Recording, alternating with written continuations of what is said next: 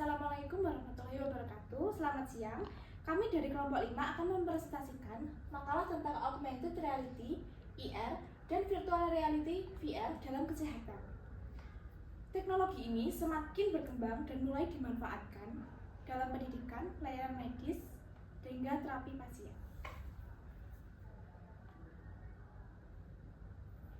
Adapun anggota kelompok kami yaitu Margareta Elauran Sasmita Diharja, saya sendiri. Yang kedua ada Maura Dwi Wulandari, yang ketiga ada Nur Aziza Sylvia Putri. Saat ini teknologi tidak hanya digunakan untuk komunikasi, tetapi juga membantu meningkatkan kualitas pelayanan kesehatan. Karena itu, kami ingin membahas bagaimana IR dan VR dimanfaatkan dalam bidang kesehatan. Latar belakang dan tujuan. Perkembangan teknologi digital telah membawa perubahan besar di bidang kesehatan. Salah satu teknologi yang berkembang pesat adalah Augmented Reality atau VR dan Virtual Reality atau VR. Keduanya mulai dimanfaatkan untuk pendidikan, pelayanan, hingga terapi pasien. Namun, penerapan di Indonesia masih menghadapi berbagai tantangan. Semisal biaya dan kesiapan infrastruktur. Oleh karena itu, tujuan makalah ini adalah memahami konsep IR dan VR, mengetahui penerapannya, serta manfaat dan tantangan implementasinya.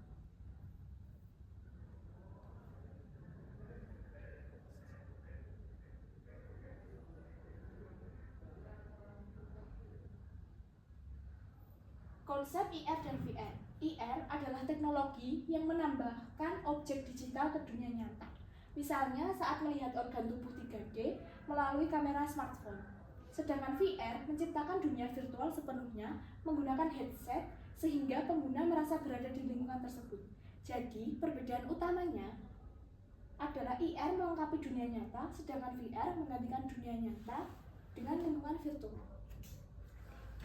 Contohnya, IR digunakan untuk melihat organ tubuh dalam bentuk 3D melalui kamera HP. Sedangkan VR menggunakan headset sehingga mahasiswa kedokteran bisa berlatih operasi dalam lingkungan virtual. Baik, selanjutnya ada penerapan IR dan VR. Dalam bidang kesehatan, IR digunakan sebagai media pembelajaran anatomi, edukasi kesehatan, dan membantu dokter saat operasi melalui paduan visual. Sementara itu, VR dimanfaatkan untuk simulasi praktik mahasiswa, terapi nyeri setelah operasi, mengurangi kecemasan pasien, serta rehabilitasi, misalnya pasien pada pasca stroke. Contohnya, IR membantu dokter saat operasi dengan panduan visual. IR digunakan untuk belajar anatomi, dan contoh dari VR yaitu VR digunakan untuk simulasi operasi, VR dipakai terapi nyeri dan mengurangi kecemasan pasien.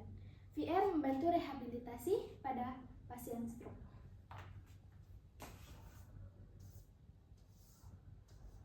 Dan selanjutnya yaitu keuntungan dari VR dan AR. Teknologi IR dan VR memiliki banyak manfaat. Pembelajaran menjadi lebih interaktif, tenaga kesehatan dapat berlatih tanpa membahayakan pasien. Terapi menjadi lebih efektif, dan dalam jangka panjang teknologi ini juga berpotensi meningkatkan kualitas pelayanan kesehatan. Dengan adanya simulasi, mahasiswa bisa belajar tanpa membahayakan pasien. Selain itu, pasien juga mendapatkan pengalaman terapi yang lebih nyaman. Baik, selanjutnya tantangan. Walaupun memiliki banyak manfaat, masih ada beberapa kendala. Harga perangkat masih cukup mahal. Infrastruktur belum merata, tenaga kesehatan perlu pelatihan khusus.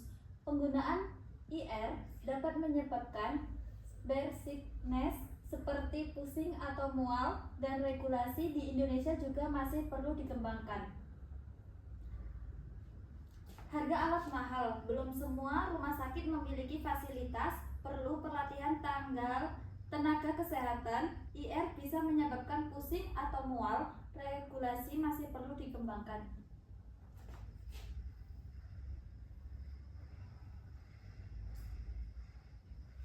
Selanjutnya, kesimpulan. Sebagai kesimpulan, IR dan VR merupakan teknologi yang memiliki potensi besar untuk meningkatkan pendidikan, pelayanan, dan terapi di bidang kesehatan. Namun, agar dapat diterapkan secara luas di Indonesia, diperlukan dukungan dari segi biaya, sumber daya manusia, serta regulasi yang jelas. Jadi, IR dan VR memiliki potensi besar untuk meningkatkan kualitas pendidikan dan pelayanan kesehatan, namun agar penggunaannya lebih luas dan di Indonesia masih diperlukan dukungan dari segi biaya, infrastruktur, SDM, dan regulasi.